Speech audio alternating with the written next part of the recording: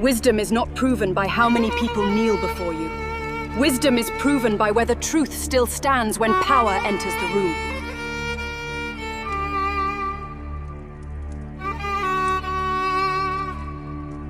A black African queen came to Jerusalem with a train of camels so long that the road could not hold them all, entered the throne room of the richest king on earth, sat down in front of him, and asked such pointed questions that the Bible says she left him with no more answers in his mouth. She did not bow when she came in. She didn't look down at him. She brought 4.5 tons of gold with her as a casual gift. The sort of money that would make a billionaire today seem small, and she gave that away like it was pocket change. She tested the wisest king who ever lived, and she walked away with just what she came for. And other traditions say, before she went home, she left with something more valuable than anything she brought. A son in her belly who would father a royal line that ruled an African kingdom for almost 3,000 years straight. The Sabaean queen, her name was. The Bible gives her 2 full chapters. The Quran tells her story. The Ethiopian royal family traced their blood through her until 1974. And somehow most black folks in America have never had her story told with any real weight. Tonight, that is done. We are working through one receipt at a time until you know exactly who this woman was and why the most powerful king in the ancient world could not look her in the eye and pretend she was anything but his equal. Begin with where she came from. In the Bible, she is called the Queen of Sheba and is said to have traveled from a far-off southern land with gifts of gold, spices, and precious stones. And now, Sheeba is a name that 2 regions have been claiming for over 2,000 years. One was a kingdom in southern Arabia, in modern-day Yemen. The other was a kingdom in northeast Africa, in what is now Ethiopia and Eritrea, the same area that overlapped with the ancient Cushite Empire. Here is the thing most history professors will not tell you straight up. Those 2 regions were not strange worlds. The busy highway was the Red Sea. Between them, people crossed over back and forth all the time. For thousands of years, trade goods, families, royal marriages, all of it went over that water. The Sabaean kingdom of southern Arabia and the African kingdoms across the water were closely linked, and many scholars now believe that the queen's domain spanned both sides. She ruled an empire stretching across 2 continents. And whether you are with the Yemenite tradition or the Ethiopian tradition, both describe a dark-skinned African-featured queen. There is no version of her story anywhere in the ancient world where she shows up white. Even the sources in Yemenite Arabic describe her in the same way that the sources in Africa do. Darker skin, dark hair, long the kind of features that came from the people who lived along the coast of the Red Sea for thousands of years. She was a black woman. All honest sources agree on that from antiquity. Ethiopian tradition is the most vocal about her and is also the tradition with the longest unbroken connection to her story. They named her Makeda. That is her name in the Ethiopian sacred text known as the Kebra Nagast, which means the glory of the kings. The Kebra Nagast is one of the most important religious documents in Ethiopian history, and her story is told in great detail. According to that tradition, Makeda was the queen of a kingdom located in the city of Aksum in northern Ethiopia. She controlled a rich trading empire that controlled the trade routes between the African interior and the Red Sea coast. Her kingdom traded gold from the African mines, frankincense and myrrh from the southern Arabian coast, ivory from the elephants of the African forests, and spices as far away as India. She sat at the head of a trading empire that spanned 3 continents, and the wealth that flowed through her fingers was beyond the ken of most kings in her time. She heard of Solomon up north, who was said to be the wisest king in the world, and she sent no messenger. She didn't send an ambassador. With her best advisors and her treasure, she loaded her own caravan and went to see for herself. Now think of the effort that went into that trip. The journey from Aksum to Jerusalem was over 1,400 miles long, over desert, over mountains, in territory controlled by other kingdoms who could have stopped her at any moment. The caravan would have been hundreds of camels carrying gold, precious goods, guardsmen, servant, court officials, cooks, the full kit and caboodle of a royal household on the move in the ancient world, months spent on the road, camping, eating dried out stuff, drinking water out of wells when they could find them. A queen doesn't put herself through that kind of journey for sightseeing. This is the kind of journey a queen takes when she has serious business to do. She came to test Solomon with hard questions, according to the Bible. The Hebrew word used there is shidot. It can mean riddles, puzzles, or deep philosophical questions. She did not come to admire him. She had come to question him. She had come to see if the tales of his wisdom were true, and if so, to learn what she could, and how she might form a relationship with him as one ruler to another. The wealth she brought was a statement. 1 Kings chapter 10 says she brought Solomon 120 talents of gold. That's about 4.5 tons of gold by today's standards. 4.5 tons. At today's prices for gold, it would be worth several $100 million. And she brought it as a gift, as an opening gambit, with which I say that I do not come a begging to you. I am coming to you as a peer. She brought so much frankincense and so many spices that the Bible says no such abundance of spices ever came again to Solomon as those she gave him.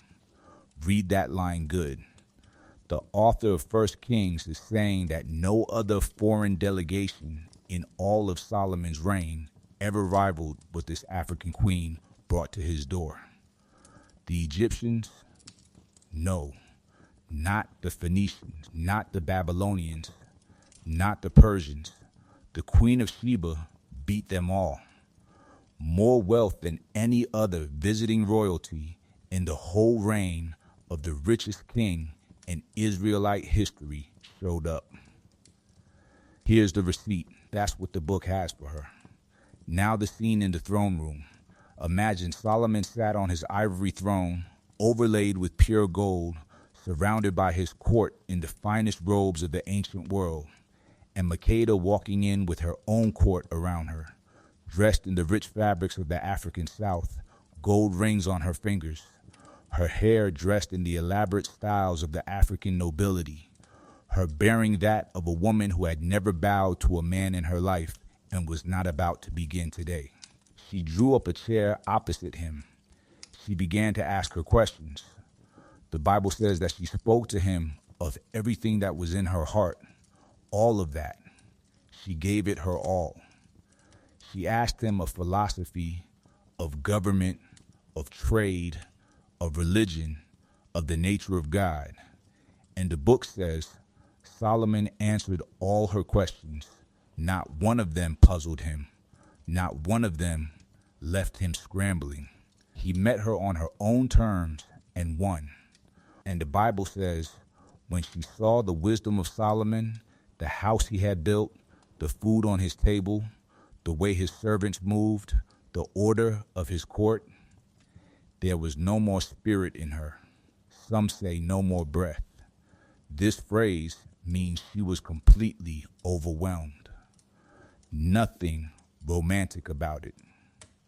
In a professional manner, a queen who had spent the whole of her life running a sophisticated empire was looking at another royal operation and realizing that she was in the presence of something that set her own standards and went beyond them. She told him what she thought. She said the half was not told. The stories she had heard back home had not done him justice. But that's what most preachers leave out. She was not a passive recipient of wisdom. She had wisdom too. The Kebra Nagast tells the story in even greater detail than the Bible and has an exchange between two sovereigns. Solomon respected her enough to treat her as an equal. He took her to his kingdom. He showed her how his court operated. He answered all her questions fully. And he gave her gifts in return, including what the Bible describes as everything she desired and asked for, besides what she had brought him. That phrase counts. She had what she wanted. Solomon did not send her away empty-handed or with token gifts. Whatever she had set her eyes on during her visit, he sent her home with. And the Ethiopian tradition says that what she most wanted was a continuation of his bloodline in her own household. She wanted a son who would bring the wisdom of Solomon back to Africa and rule her people with that gift. And she had him. Ethiopian tradition says she conceived a son by Solomon on her visit.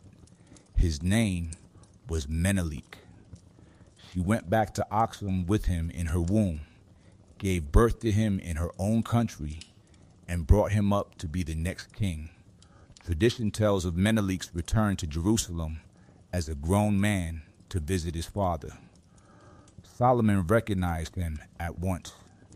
He was the very picture of the king. Solomon wanted his son to remain with him, but Menelik wanted to return to his mother's kingdom and rule there. And this is where it gets really wild. The Kebra Nagast tells us that Menelik didn't return to Ethiopia alone when he came back.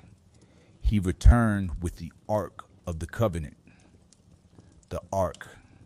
The same Ark Moses had made at the base of Mount Sinai to contain the 10 Commandments. The same Ark that had led the Hebrews over the Jordan River. The same Ark that had dwelt in the Holy of Holies in Solomon's temple. Ethiopian tradition says that Menelik took it, or was given it by his father, and brought it down to Aksum, where it has remained ever since, in a little chapel guarded by a single monk who is the only man in the world permitted to look upon it. That chapel still exists in Ethiopia today. The monk is in there at the moment. And for more than 1,500 years, the Ethiopian church has maintained that the original Ark of the Covenant is sitting inside that building, brought there by the son of an African queen and an Israelite king nearly 3,000 years ago. You need not take the tradition literally to see what it tells you about the Ethiopian view of their own past. They considered themselves the spiritual heirs of the covenant. They claimed to be descended in direct line from Solomon through an African queen. They viewed their own land as a chosen land, a new Jerusalem in the African highlands. And they wove that identity into every part of their national life. The Ethiopian emperors had used the title Lion of Judah for almost 3,000 years, right down to Emperor Haile Selassie in the 20th century. He was the 225th emperor in the Solomonic dynasty. 225 generations of African kings claimed descent from the union of Solomon and Makeda. That is the longest unbroken royal line in the recorded history of the world. Longer than the British royal family, some say longer than the Japanese imperial line. In Ethiopia, the African line held the throne for almost 3,000 years. They held it because they believed they were the direct descendants of an African queen who'd walked into the wisest king's court and walked out with the future of two civilizations growing inside her. Now go back to the Bible for a second, because Jesus himself talked about her. Matthew 12, Jesus is talking to a bunch of religious leaders who just don't buy what he's saying. And he says that the Queen of the South will rise up in the judgment with this generation and will condemn it, because she came from the ends of the earth to hear the wisdom of Solomon, and one is here greater than Solomon. Pause. Jesus referred to her as the Queen of the South. He held her up as an example of one whose craving for wisdom made the religious leaders of his own day ashamed. While preaching, the Son of God praised the spiritual hunger of a black African queen who'd been dead for almost 1,000 years. He held her as an example. He pointed at her and said, "You need to be like her." The Messiah himself stamped his approval on her legacy, and most Sunday school classes in America have never had a lesson on her story. Now for the question: why has her story been buried? Why does every black church kid in America grow up knowing the name David and the name Moses and the name Solomon, but never the name Makeda? It's the same answer as the other erasures we've walked through. European theologians and historians began writing the official versions of Bible history in the 1500s and 1600s, and they had a hard time fitting a powerful black African queen into the picture they wanted to paint. She was in the Bible. The Bible said she was rich. The Bible said she was smart. The Bible said Solomon did respect her. Jesus himself commended her. They could not wipe her from the text. So they did the next best thing. They had turned her into a mystery. They fought and fought about whether she was Arabian or African, even though both of those regions were populated by dark-skinned peoples in her day. They reduced her story to one short chapter of the Bible and one short chapter of the Quran. They ignored the Ethiopian tradition altogether or treated it as myth. They directed all their attention to Solomon and brushed her aside as a mere footnote to his glory. Most American Christians only heard of her after she had been reduced to a single paragraph about a foreign queen who came to visit the great king. His glory swallowed up her own, and the cover-up was thorough enough that most black children in this country grow up not knowing she ever existed. But the African church did not forget. Her story has been preached for more than 1,500 years by the Ethiopian Orthodox Church. The name Makeda is known to every Ethiopian child, just as the name George Washington is known to every American child. The Kebra Nagast is taught in Ethiopian schools, read in Ethiopian churches. The tradition lives on. The royal genealogy was carefully preserved, generation after generation, written down, recited, defended against anybody who tried to claim otherwise. When Emperor Haile Selassie was crowned in 1930, he was crowned as the descendant of King Solomon and Queen Makeda. His formal title was King of Kings, Lord of Lords, conquering lion of the tribe of Judah, elect of God.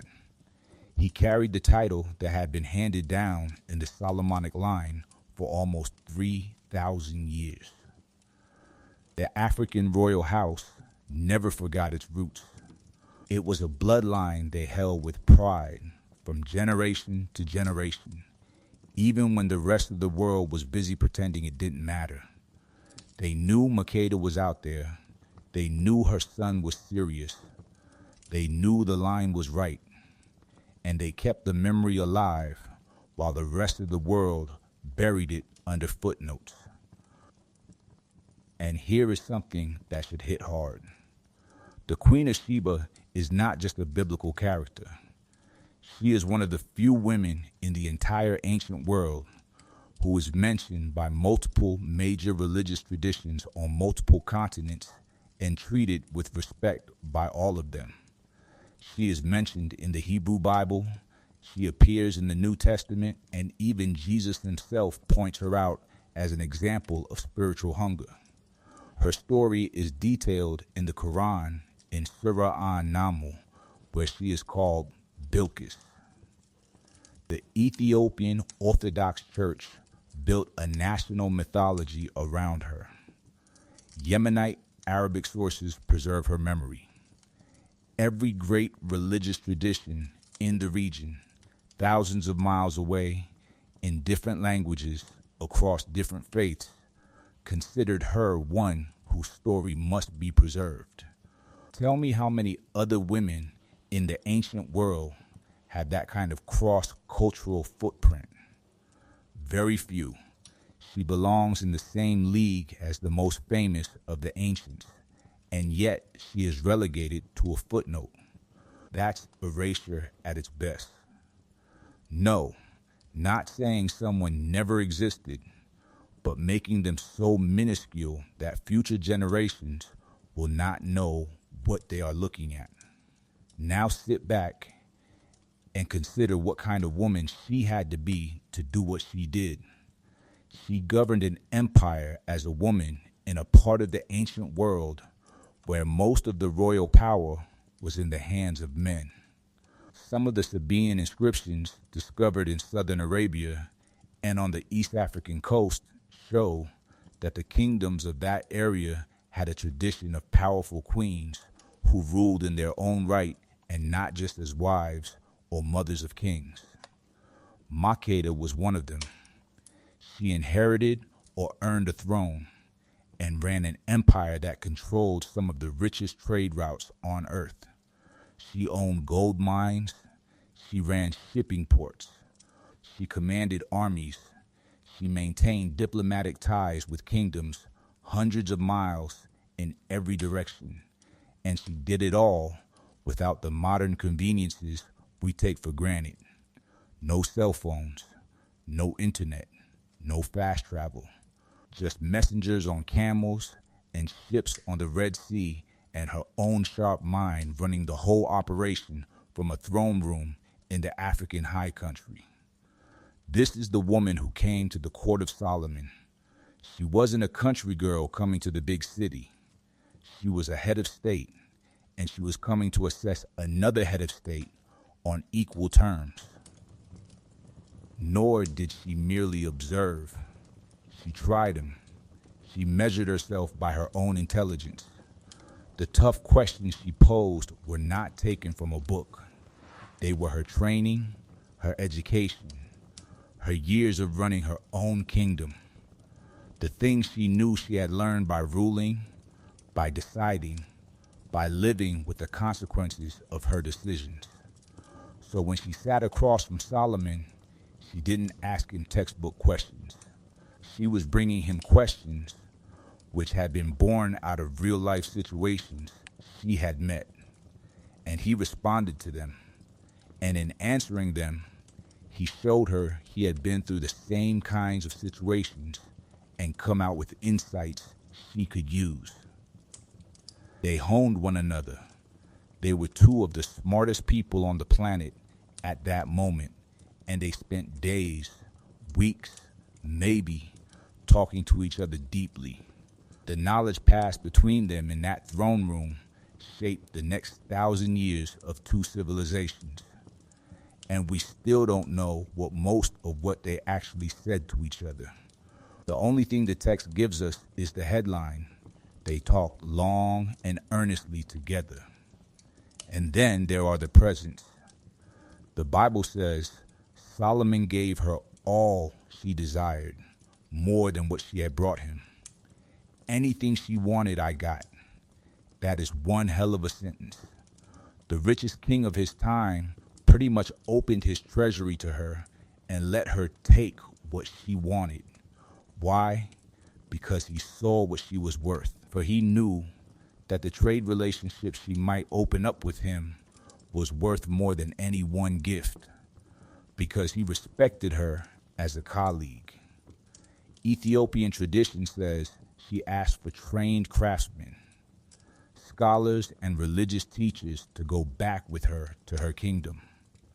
She wanted to transplant the intellectual and spiritual infrastructure of Israelite civilization into her own land. She wanted her people to have access to the same kind of wisdom Solomon's people had. This is the move of a queen that thinks decades ahead. She was not gathering souvenirs for the sake of it. She was creating the future of her own kingdom.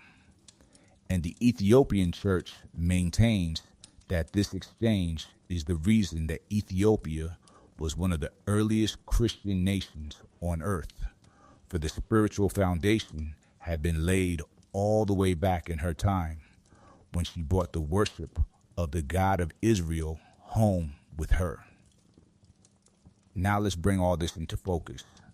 Makeda was a black African queen who ruled an empire, managed a continent-wide trade network, entered the court of the wisest king on earth as an equal, tested him with questions sharp enough to leave him searching for answers, gave him a fortune in gold without flinching, took home whatever she wanted in return, and, according to her own people's tradition, carried the future of her nation in her belly when she left. Her son began a royal line that lasted nearly 3,000 years. Her line of descent produced 225 kings. Jesus himself named her and used her as an example of a spiritual hunger. Her story is told in the Quran. Her memory was preserved by 3 religious traditions on 2 continents.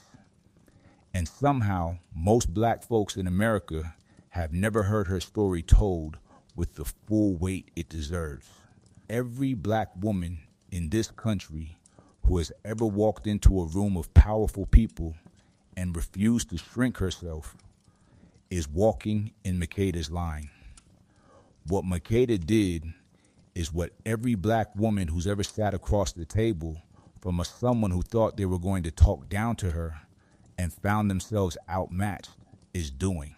Every black mother that ever raised a son to be a king when the world only saw a boy is doing what Makeda did. Makeda walks the same road as every black businesswoman who has built an empire in multiple industries with her own 2 hands. Makeda wore the same crown every black grandmother is wearing who ever held a household together and ran the finances of the family and made the decisions everyone was too scared to make. We belong to her. We are her, not figuratively. Literally. When the slave ships pulled in the bloodline of African royalty was not snuffed out. It got dispersed. It was in every black family that crossed the Atlantic. Your blood is the queen's blood. The wisdom in your grandmother's eyes is the wisdom that walked into Solomon's court 3,000 years ago and tried the wisest king on earth. And here's the last part. Makeda didn't need Solomon to tell her who she was. She brought her own kingdom, her own wealth, her own wisdom, her own crown to him. She wanted none of his things. She came because she wanted to come. She left when she wanted. She reared her son in her own land. She schooled him with her own teachings. She sent him out into the world with her own blessing. Solomon was a pivotal part of her story, but he was not the star. She was the heroine of her own story. And every black woman who has ever been told she needs a man to define her, ever been told her worth depends on whose arm she is on, ever been told she should be grateful for whatever attention powerful people give her, can look at Makeda and see what a woman looks like when she first belongs to herself. That is the message her story passes through the ages. She came in like she was the queen. She walked out as a queen. And the king of Israel was forced to accept her as his equal, for she gave him no alternative. Pass it along. Tell your daughters, tell the granddaughters who are about to walk into a world that will try to shrink them down to fit somebody else's idea of what a black woman should be. Tell every niece who ever asked why none of the queens in her school books looked like anyone at the family reunion. The reason is not that we had no queens. The reason is that someone put our queens in the footnotes and hoped you would never read the footnotes. But the footnotes are clamorous now. Makeda is yelling now. Her name is coming back into the open as the truth always does. Slowly, then all at once, until you cannot read the story of Solomon without seeing her right there beside him, wearing her own crown. If this opens something for you tonight, please share it with the women and the young ones in your family who need to hear the truth before someone else gets to them with a smaller version of the story. Comment below if you'd ever heard the name Makeda before today. I want to see how many of you are hearing this for the first time. And stay tuned, there is a whole lot more of this picture we still have to bring into the light.